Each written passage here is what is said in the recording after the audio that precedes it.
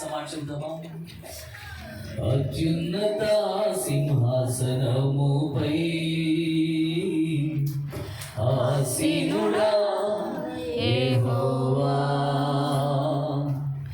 ఆరాధనకు యోగ్యుడా నా స్తుతులివిగో నజరేయుడా మాటతో జీవితమా ఆరాధనకు యోగ్యుడా నా స్తుతులివిగో నజరేయుడా ఆరాధన నీకే తేజోమయుడా స్తుతి ఆరాధన నీకే ఆరాధ్యుడా ఆరాధన నీకే తేజోమయుడా స్తుతి ఆరాధన నీకే ఆరాధ్యుడా అత్యున్నత సింహాసనముపై ఆసీనుడా యెహోవా అత్యున్నత సింహాసనముపై ఆసీనుడా యెహోవా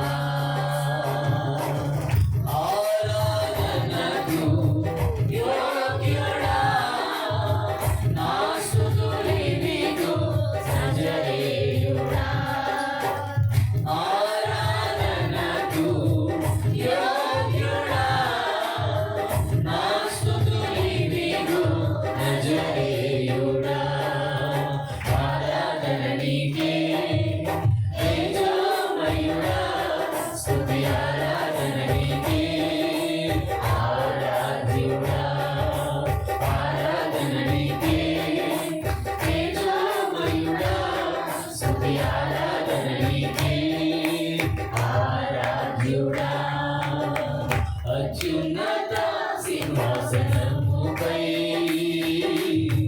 ఆసీనుడా యెహోవా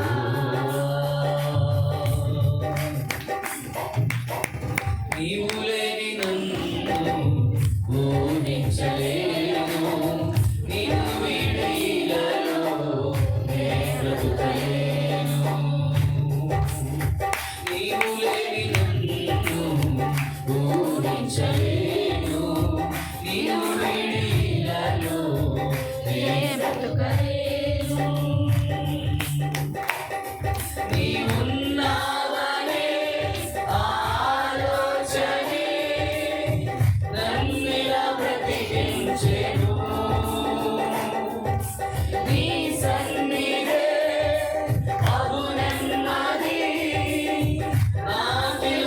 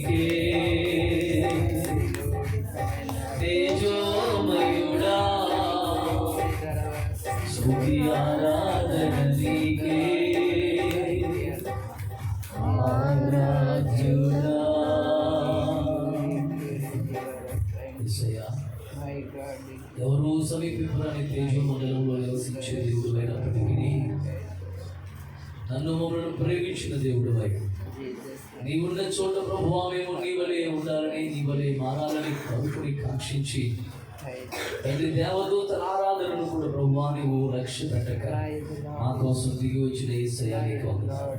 తండ్రి ఊరికి పోయే త్రోవేంటో తిరిగాడుచున్న మమ్మలను, పాపము వరవడిలో కొట్టుకుని పోతున్న నరకము ప్రయాణం చేస్తున్న మమ్మలను ఈ శ్రేష్టమైన ప్రేమ చేత, నీ బలమైనటువంటి నా కృప చేత, ఆకాశము కంటే ఎత్తైన జీవము కంటే ఉత్తమమైన నీ కృప చేత ప్రభువా మీరు మమ్మల్ని జ్ఞాపకము చేసుకుని దర్శించిన ఆయన ఇదిగో మేము ఉన్న తండ్రి నీ పోలికలో నీ స్వభావంలోనికి మేము మార్చబడడానికి ఇష్టపడి ప్రభువా మమ్మల్ని దర్శించి నీ సొత్తైన పిల్లలుగా మార్చుకున్నాను. ఇది ఈ కాలం మేము మీతో ఉండడం కోసం మేము సమూహముగా చేరి నిన్ను స్తుతిస్తూ ఆరాధిస్తూ నీ వాక్యపు వెలుగులో మా జీవితాలను చక్కదిద్దుకుంటూ నీ ఉపదేశ మార్గంలో ప్రభావం మేము నడుస్తూ సియోనులో నీతో కూడా ఆనందించే ఆ స్థాయికి చేర్చబడడం కోసమై ఇదిగో ఈ మందిరానికి మాకు అనుగ్రహించారు.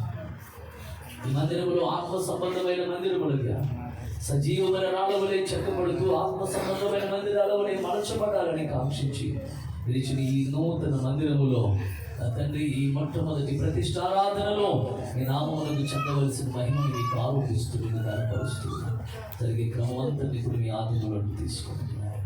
Thank you Jesus. ప్రార్థన చేద్దాం. అవనికిగా ప్రేమిస్తున్న మా ప్రియ పరలోకపు తండ్రి నీ పరిశుద్ధ నామానికి స్తోత్రం. ప్రతి సమయంలో ఈ నూతన మందిర ప్రతిష్టారాధనలో ఎంతవరకు నీ విశేషమైన సన్నిధి మాతో ఉంచినందుకే స్తోత్రాలు చెల్లిస్తున్నా. జరిగే క్రమమంతా నీ కూడా ఆశీర్వాదకరంగా జరిగించండి. నామానికి మహిమ కలుగునట్లుగా జరిగించుకోవలసిందే కోరుకుంటున్నాను.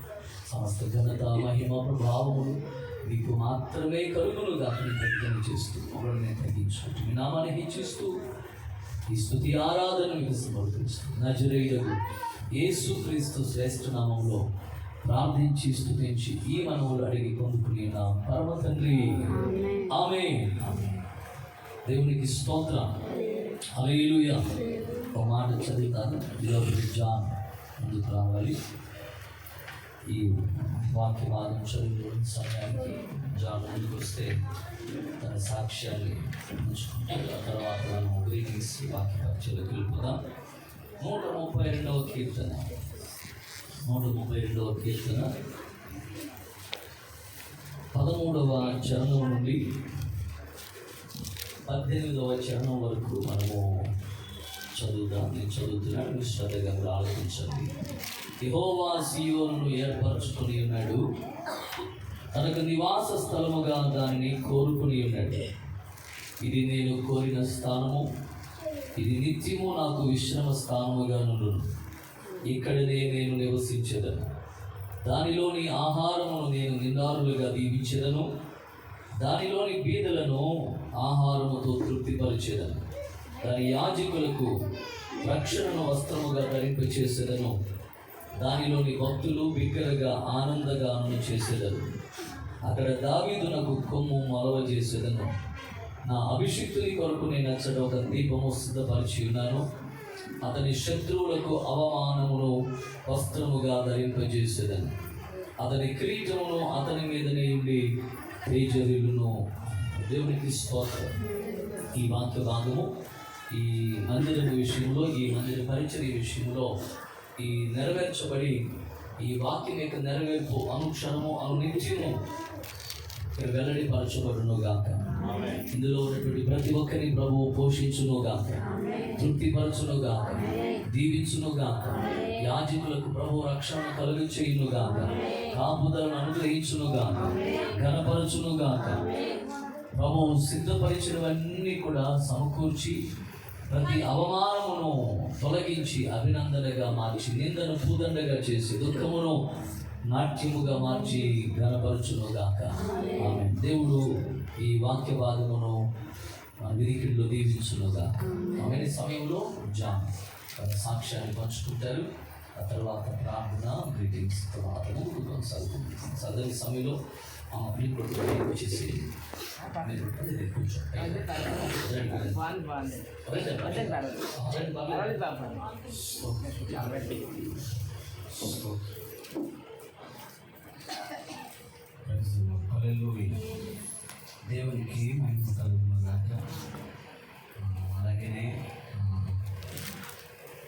సేవకులు నాకు తండ్రి గౌరవ శైలికి ప్రత్యేకంగా నా హృదయపడినట్టున్నారు. అలాగే మావయ్య గారికి ప్రత్యేకమైన వందనాలు తెలియపరుస్తున్నాను. అలాగే ఆమోసాయి గారికి వందనాలు తెలియపరుస్తున్నాను. అలాగే అమ్మ తూరులో దేవుని సేవ చేస్తున్నట్టు అమ్మగారికి కూడా ప్రభు వందనాలు. అలాగే ఇప్పుడు వచ్చిన మీ అందరికీ కూడా ప్రభు పెట్టాను హృదయపూర్వకమైనటువంటి వందనాలు తెలియపరుస్తున్నాను. దేవునికి మాత్రమే మహిమ కలుగునుగా. హల్లెలూయా. మంచిది. నేను వ్యక్తంగానే ఒక మాట చెప్పాలని ఆశిస్తున్నాను. ఇది ఎక్కువసేపు చెప్పను, చాలా ఉంది, కానీ నిజంగా దేవుని ప్రేమ ఎంత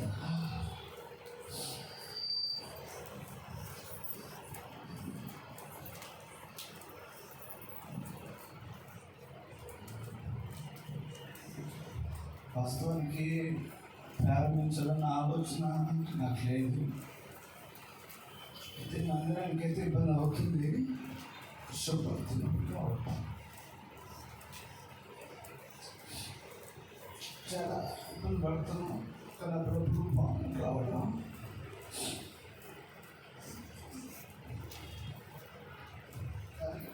ఎందుకనో దేవుని సేవకుల ద్వారా ఖచ్చితంగా ప్రారంభించాలి. మన సమయం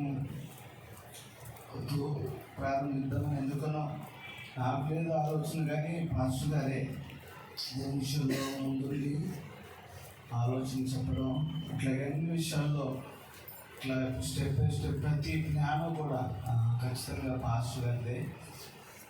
ఎక్కడ ఏది ఉండాలన్నా ఏదనేది ప్రారంభించాం. కానీ ప్రారంభించేటప్పుడు అందరూ సేవకులు ఎదుర్కొన్నది ఆర్థిక పరిస్థితి. కానీ చాలా ఇబ్బంది పడ్డాం ప్రారంభంలో. సరే జరుగుతుంది, పని జరుగుతుంది. అయితే ఒక మధ్యలో ఒకసారి వచ్చేసరికి అసలు ఏమీ లేదు, శూన్యం. నేను వేరే వాళ్ళకి అమౌంట్ ఇవ్వాలి, ఆ సమయంలో కూడా అసలు లేని పరిస్థితి. కానీ తర్వాత ప్రభు సమకూర్చారు. ఆ తర్వాత నన్ను కొన్ని ఆటంకాల వల్ల ఆగిపోయింది అన్ఎక్స్పెక్టెడ్గా. 2 వారాలు అనుకుంటా, బహుశా 2 సార్లు ఆగిపోయింది. మందిరం కట్టినప్పుడు ప్రారంభించిన తర్వాత ఆగిపోయింది. తర్వాత ఏం చేయాలి ఆ సమయంలో కూడా ఆ మూలకి వెళ్ళి వేచుకున్నా, ఏంటి ప్రభు ఏంటి పరిస్థితి. నాకేమో ఒక పక్క వీళ్ళు అధికారులు వచ్చి ఆపుతున్నారు, ఆ పక్కకి వెళ్ళిపోయి ఇంకా ఏడవడమే నా పని. అంటే ఏం చేయాలో నాకేం అర్థం కావట్లేదు. ఇక్కడ సున్నత అక్క వీళ్ళు మాట్లాడుతున్నారు, కానీ నేను వాళ్ళతో మాట్లాడలేక ఆ పక్కకి వెళ్ళి ఇంకా ఏడుస్తూనే ఉన్నాను.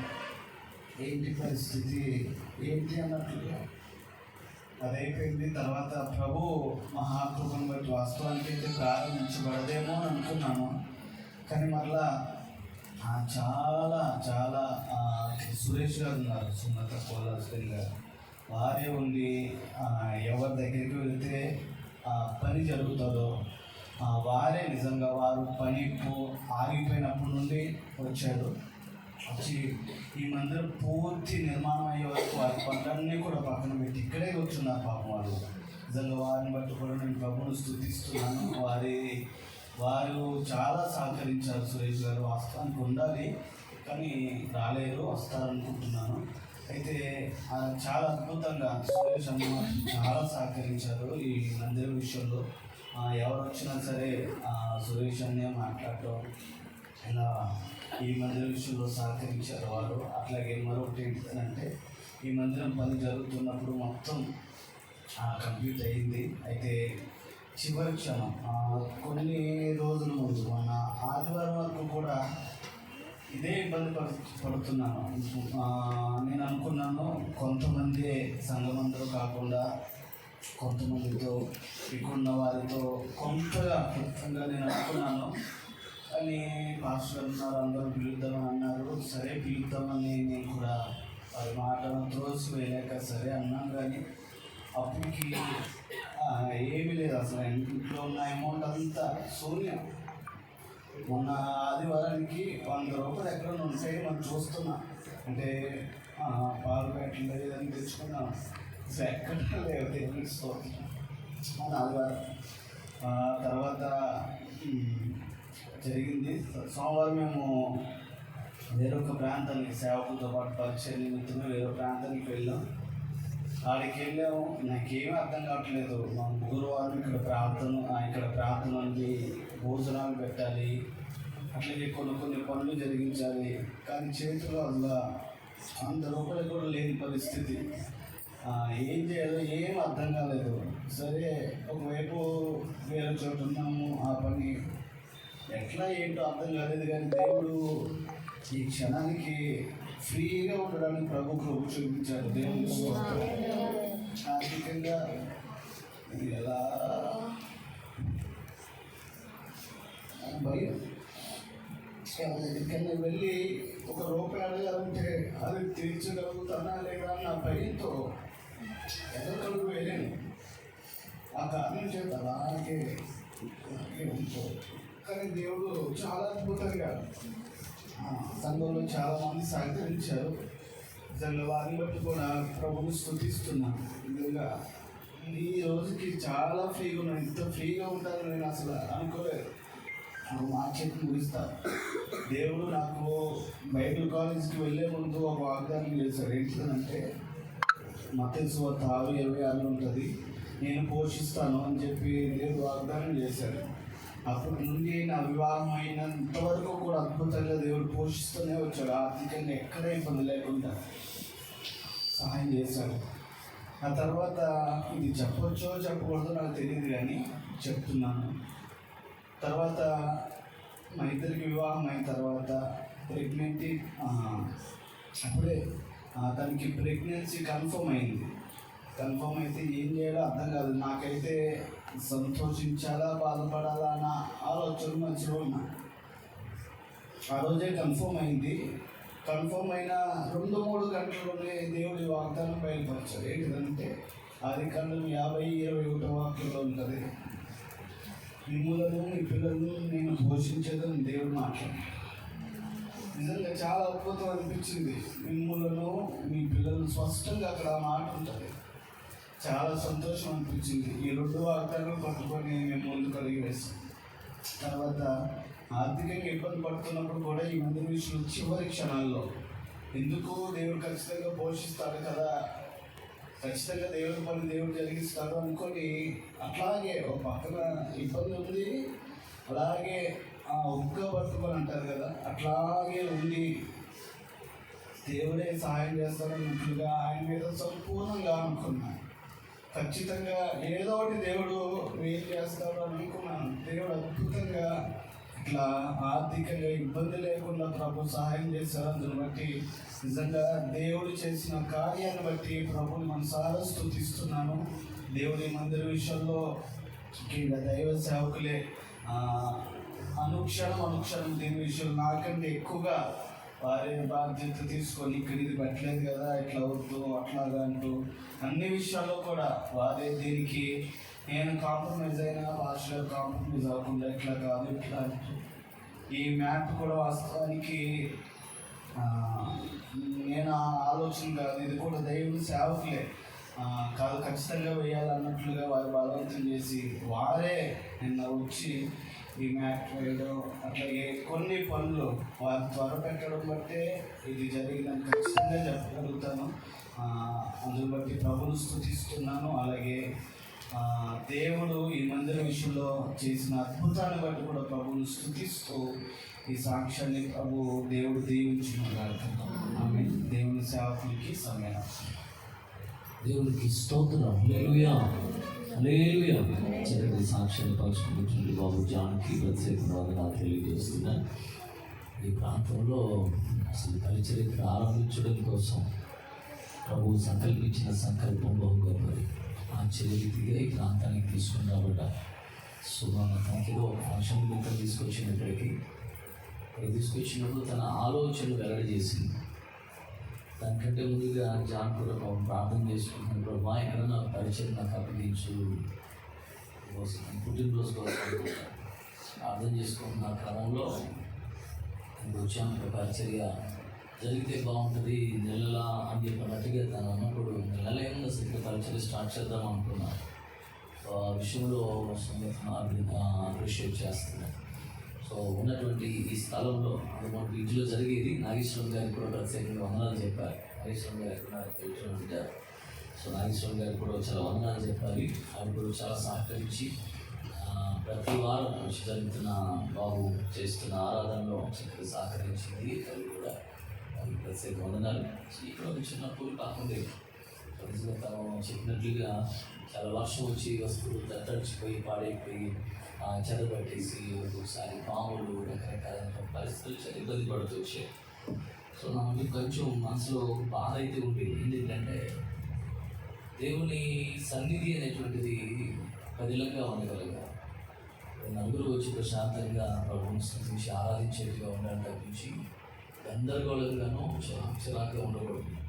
అక్కడికి వచ్చి ప్రభు సన్నిధి ప్రసన్నతను అనుభవించగలిగేటువంటి ప్రశాంతమైన వాతావరణం. మన ఇల్లు ఎలా ఉన్నా పర్లేదు, మనం నివసించే నివాసం అట్లున్నా పర్లేదు, కానీ దైవుని మందిరం ప్రభుత్వం స్థుతించి ఆరాధించేటువంటి మందిరం ఆశీర్వదించబడే స్థలం అనేటువంటిది చాలా క్లీన్గా నీట్గా ఉండాలని నేను కాంక్షిస్తాను అనుకున్నాను. కానీ కొంత ఆర్థికంగా అందరికీ ఇబ్బందిగా ఎవరుకుంటారు కదా నా పరిస్థితుల్లో.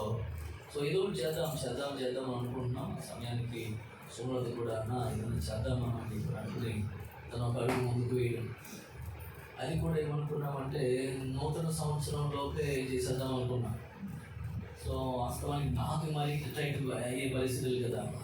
సంవత్సరం చివరిలో కొంత కష్టమైన పరిస్థితులు ఉంటాయి. సరే జాను అవుతుందా భాస్కర్ గారు అన్నట్టుగా కొంచెం సందేహంగా ఉంటే మళ్ళీ పద అని అనుకుని నేను ఒక మాట అనడం, ఆ తర్వాత నేను కూడా కొంచెం స్ట్రగుల్ అవ్వడం ఇలాంటి జరిగినాయి. కానీ దేవుడు నమ్మదగిన దేవుడికి స్తోత్రం. దేవుడు ఎవరిని ఎప్పుడు ఎలా వాడుకోవాలో ఎలా రేపాలో అలా రేపి దేవుడు తన భీకర కార్యాన్ని జరిగించేది. సో శత్రువు యొక్క ప్రణాళికలన్నింటినీ, వాడి ప్రణాళికలన్నింటినీ, వాడి కీర్తులన్నింటినీ కూడా దేవుడు మేలుగా మార్చే దేవుడు. స్తోత్రం. హల్లెలూయా. ఇంకొక మాట ఏంటంటే ప్రభు ఈ ప్రాంతంలో దైవ సేవకుడు ఒకడు ఉన్నాడు, మందిరం ఒకటి ఉందనే విషయం మంగళగిరి దాకా తెలిసింది. హల్లెలూయా. దేన్ని బట్టి అంటే కలిగిన ఆటంకం. ఈ ఆటంకం రాకపోతే పరిచయం అయ్యేవాడుగా. సో ఈ ఆటంకం కూడా దేవుడు అద్భుతంగా ఆశీర్వాదకరంగా మార్చేసాడు. నిజంగా ప్రభు ఈ ప్రాంతంలో దేవుడు ఒక అద్భుతమైన పరిచర్య దేవుడు తన దాసులు జాన్ ద్వారా జరిగించుగా. ఆమె సో మంచిది. వీటన్నిటి విషయంలో ఎవరెవరిని ఎలా వాడుకున్నాడో వారందరిని బట్టి దేవునికి మహిమ.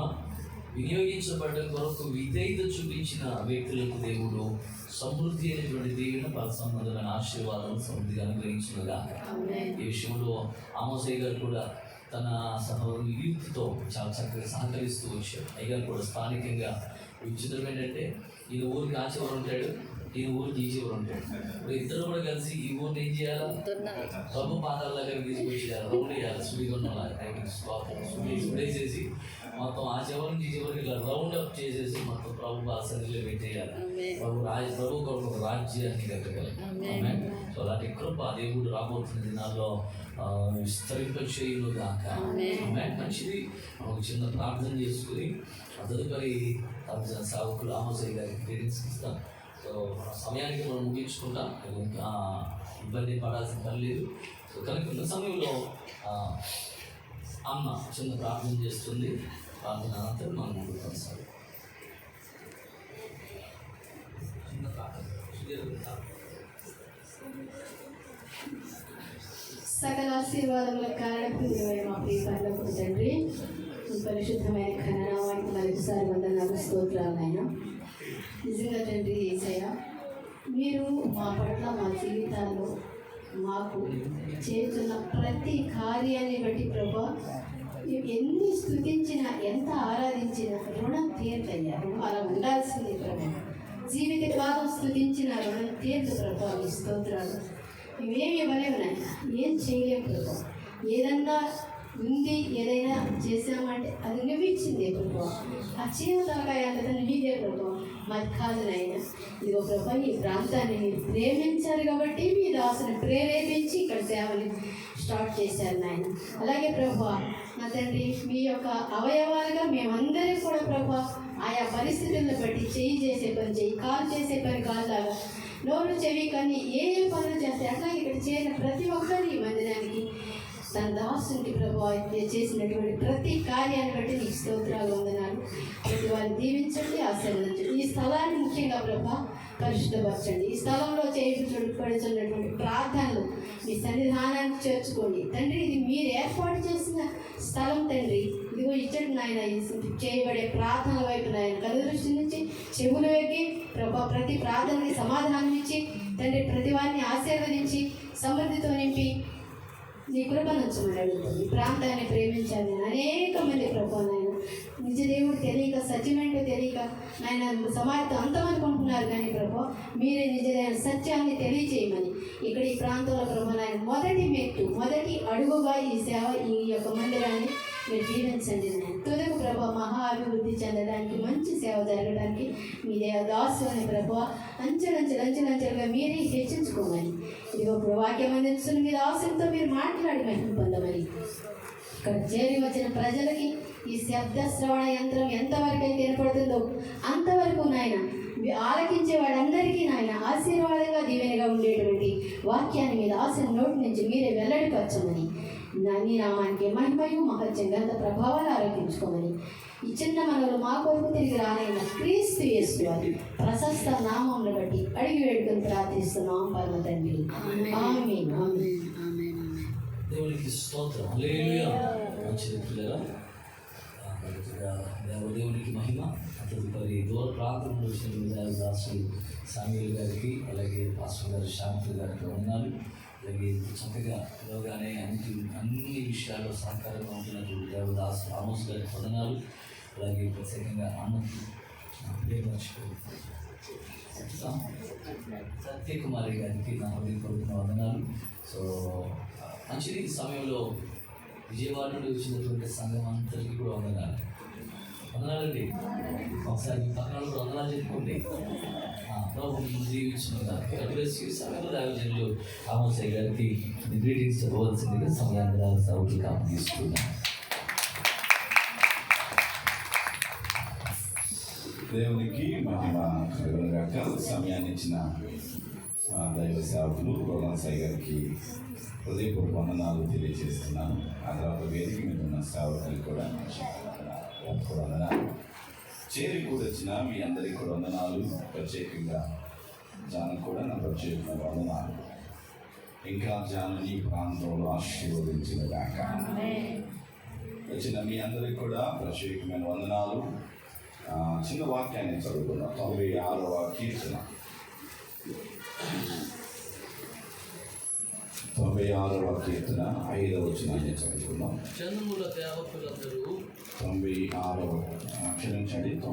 కీర్తన 5వ వచనం.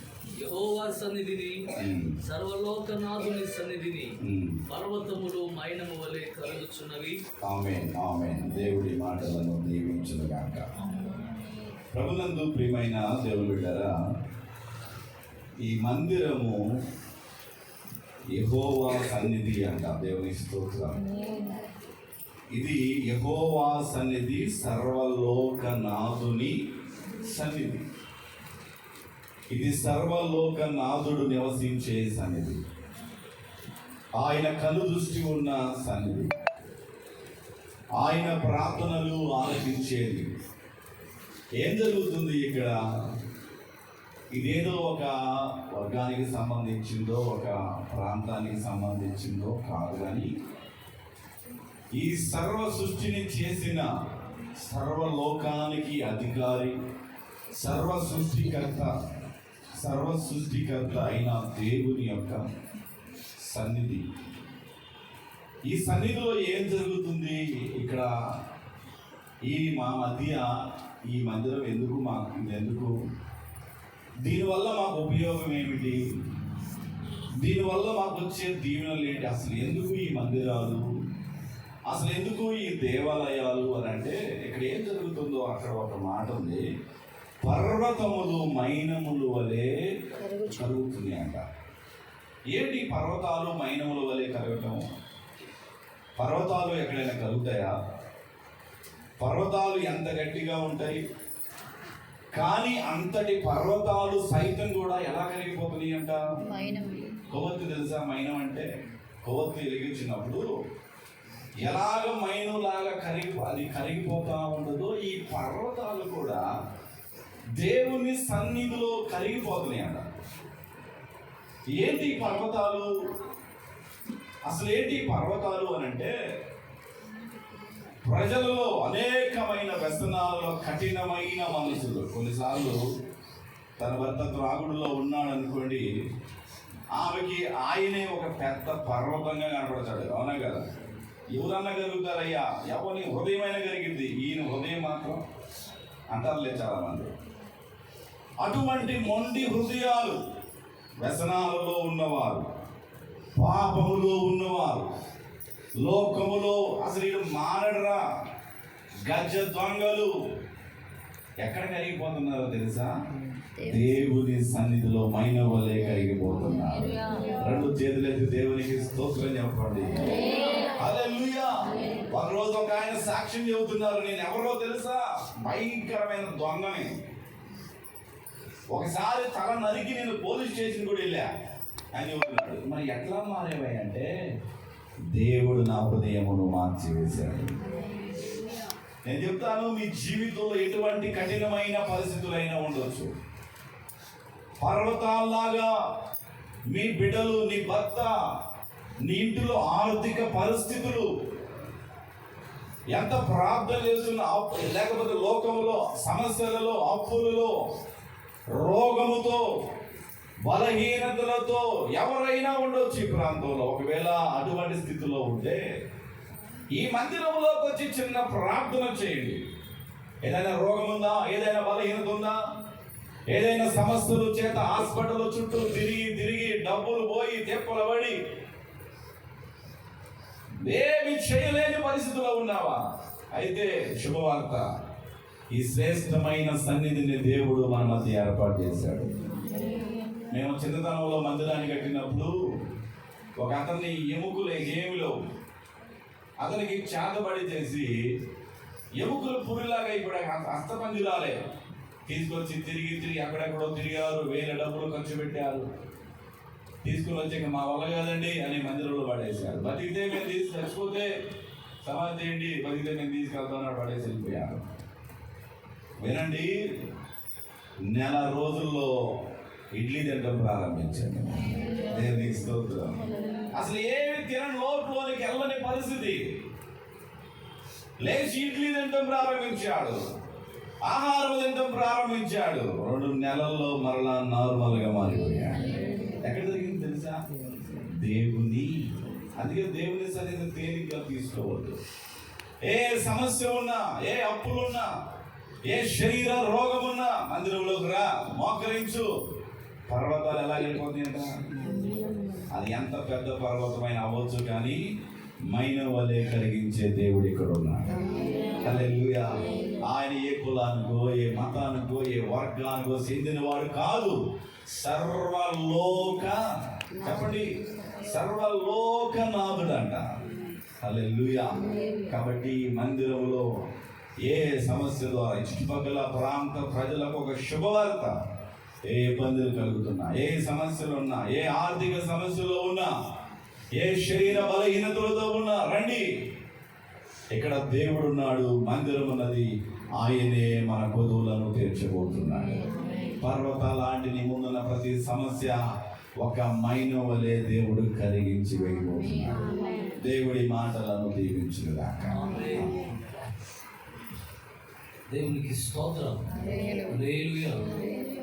తక్కువ సమయంలోనే ఎక్కువ సమాచారాన్ని, అద్భుతమైన సందేశాన్ని ఇచ్చినటువంటి రాజులు ఆమోసయ్య గారికి నా హృదయపూర్వక వందనాలు తెలియజేస్తున్నాను.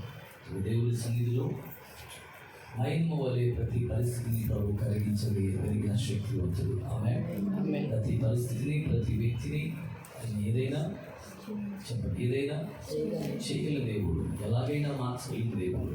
సో మంచి చక్కని మాటలు తెలియజేస్తున్నా, సాగులకు ప్రత్యేకమైన వందనాలు తెలియజేస్తున్నా. సో ఈరోజు మనకు ప్రత్యేకమైన అతిథి చాలా దూర ప్రాంతం నుంచి నిజంగా చాలా వేగంగా చాలా ప్రయాసపడే భారంగా వచ్చారు మన మధ్యకి. ఆయన హృదయంలో ఉంచినటువంటి మంచి వర్తమానికులు, చాలా అద్భుతమైన పరిచర్య. రాజనగరంలో లూక్ మెమోరియల్ చర్చ్ అనేటువంటి పేరుతో అద్భుతమైనటువంటి పరిచర్యను ప్రభువులు జరిగిస్తున్నారు. ఆ దైవ సేవకులు సామ్యూల్ గారు. సో ప్రేమతో ఆహ్వానించి సమయాన్ని దారుణంగా పంపిస్తున్నారు. చప్పట్లు కొడుతూ ఆరోగ్యంగా క్షేమంగా అభిషేకం తీసుకొచ్చినందుకే చప్పట్లు కొడుతూ